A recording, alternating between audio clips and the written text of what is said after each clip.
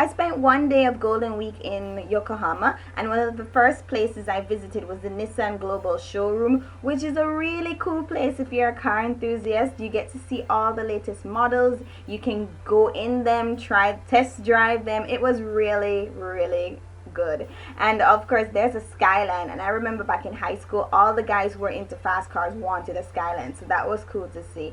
And on display was, of course, the Nissan GTR, which is one of the fastest racing cars out there. Usain Bolt has his own. It's gold. It was a gift. And what was really cute was this little kid transforming into a car. So there were lots of things to do for kids. For me, nostalgia really hit when I looked at the Nissan Sunny 50th anniversary display, because my sibling's first car was one of these models, and I remember how embarrassed I was to be seen with them. But I missed that Dottie. I missed that car. It was a cute yellow car. So after leaving the Nissan showroom, I decided to just walk all the way further downtown to the Minato Mirai. I think that's the pronunciation. Minato Mirai Central area, which is where a lot of popular Yokohama attractions are. My first stop was the Yokohama Museum of Art, because anywhere I go in Japan, if there's an art museum, I'm gonna go, because there are some fantastic pieces on display, and I really enjoy arts and culture, so this was wonderful for me. I think specifically they had a lot of Japanese female artists on display, and it was great. And the admission fee was only 500 yen, and you get to spend a few hours just being surrounded by gorgeous artwork and statues, and I really had a great time there. So that's what I did, just to kill time in the city and go around and enjoy myself. And so if you're in the area, please go to an art museum, enjoy yourself. It was a fantastic time there. I'm not even kidding. I loved every minute of it. After leaving the art museum, I went to see the sculpture, this famous sculpture. There it is in the background, that actually helps to break the wind between the Landmark Tower, which you'll see shortly, and some other skyscrapers.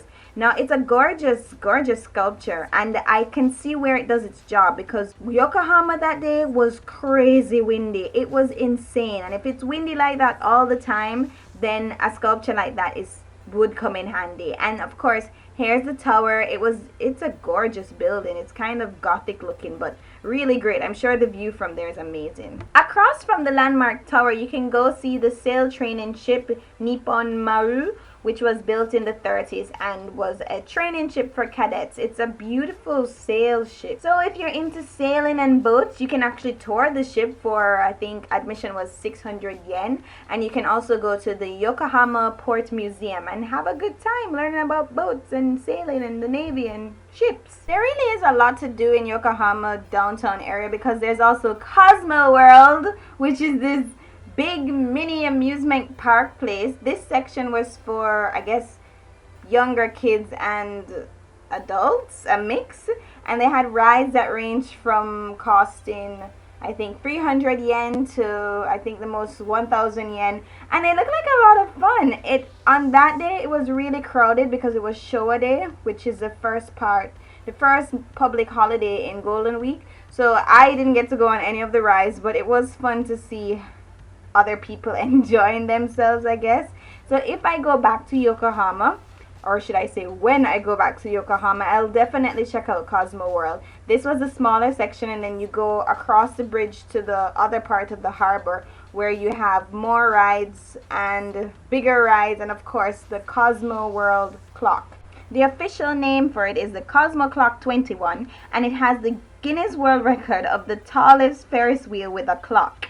And it's a really nice experience. I didn't get to enjoy it, but it's a 15-minute ride, and you get to see a glorious view of the city. So that's on my agenda for things to do next time. Now, every time I mentioned going to Yokohama to someone, they said, oh, you have to go to Chinatown. Make sure you go to Chinatown. So I was really excited. I said, yeah, let's go to Chinatown. Let's go bar hopping at night. Let's go to a restaurant and eat. And then we got there, and Chinatown was closing down. So apparently Chinatown is really hip and happening in the day. And we got there around 10 o'clock. So around that time it starts to lock down. So don't go to Chinatown in Yokohama later than 10. I don't know what's up with that. I mean, it's supposed to be a city that never sleeps, but the buildings were really nice to look at, so I enjoyed that at least. The next day we went to the city. We went to Tokyo, where I got to go to the Sailor Moon art exhibit in Roppongi Hills.